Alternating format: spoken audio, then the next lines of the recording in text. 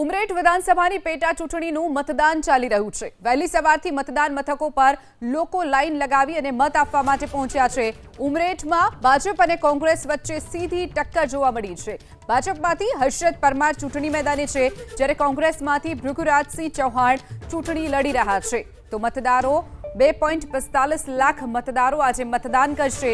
શહેર ગ્રામ્ય વિસ્તારમાં કુલ 306 મતદાન મથકો ઊભા કરવામાં આવ્યા છે।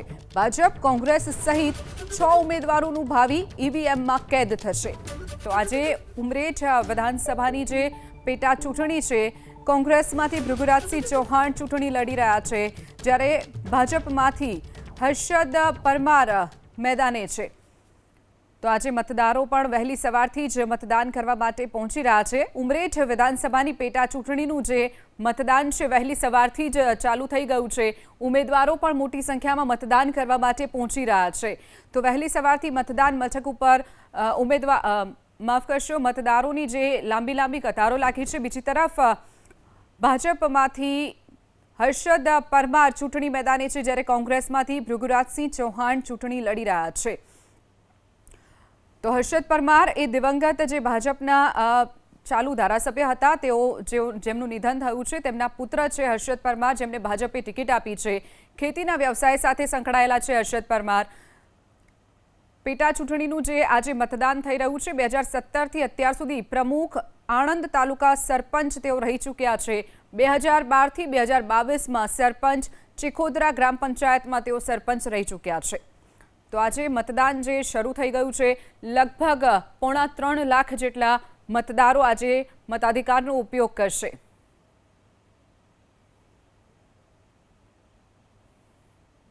ઉમરેઠ વિધાનસભાની પેટા ચૂંટણી અને ભાજપના ઉમેદવાર હર્ષદભાઈ પરમાર આપણી વચ્ચે ઉપસ્થિત। હર્ષદભાઈ, મતદાન કર્યું, લોકોને કયા પ્રકારની અપીલ?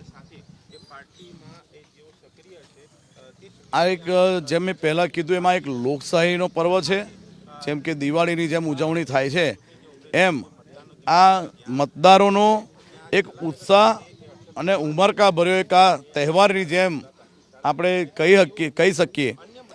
એટલે હું આપના માધ્યમથી ઉમરેઠ વિધાનસભાના સૌ મતદાર ભાઈઓને એક મેસેજ આપવા માગું છું, એક સંદેશો આપવા માટે માગું છું કે સૌ મતદારો સાથે મળીને સારામાં સારું મતદાન કરે। હર્ષદભાઈ, કેમ કે પેટા ચૂંટણી એટલા માટે આવી કે આપના પિતાજીનું નિધન થયું, દુઃખદ નિધન થયું છે। પિતાજીને એવા અધૂરા કયા કામો કે જે જીતશો તો સૌથી પહેલી પ્રાથમિકતા આપશો? આમ જોવા જઈએ તો હું પ્રચાર અર્થે જે વિધાનસભા મત વિસ્તારમાં ગામડાઓમાં જે મેં પ્રચાર જે કર્યો છે, તે જોઈને લાગે છે કે કોઈ કામ એવા કોઈ બાકી નથી રહ્યા। કારણ કે રોડ રસ્તા જે તમે એકવાર જોવા જજો કે પરા વિસ્તારમાં જે નળીઓ જે હતી, ત્યાં આગળ બધે જ રોડ રસ્તા થઈ ગયા છે, પાણીની પણ વ્યવસ્થા થઈ ગઈ છે, સુવિધાઓ થઈ ગઈ છે।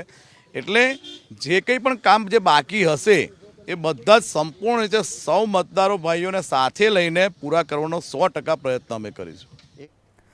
તો આપણી સાથે વધુ વિગતો સાથે સંવાદદાતા જોડાઈ ગયા છે। જે રીતે અત્યારે ઉમરેઠ વિધાનસભાની પેટા ચૂંટણીનું મતદાન શરૂ થઈ ગયું છે, કલ્પેશ, વહેલી સવારથી મતદારો પણ ત્યાં પહોંચી રહ્યા છે। કેવો ઉત્સાહ મતદારોમાં જોવા મળી રહ્યો છે? ભાજપ, કોંગ્રેસ અને અન્ય પણ જે ઉમેદવારો છે, કેવી ટક્કર તેમની વચ્ચે જોવા મળી રહી છે? કલ્પેશ,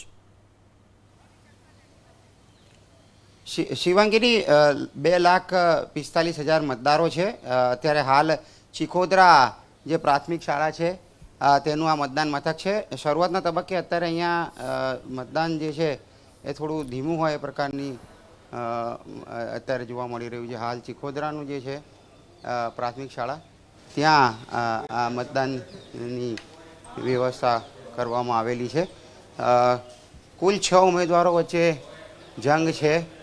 ઉનાળાનો સમય છે એટલે પીવાના પાણી સહિતની વ્યવસ્થા કરવામાં આવેલી છે।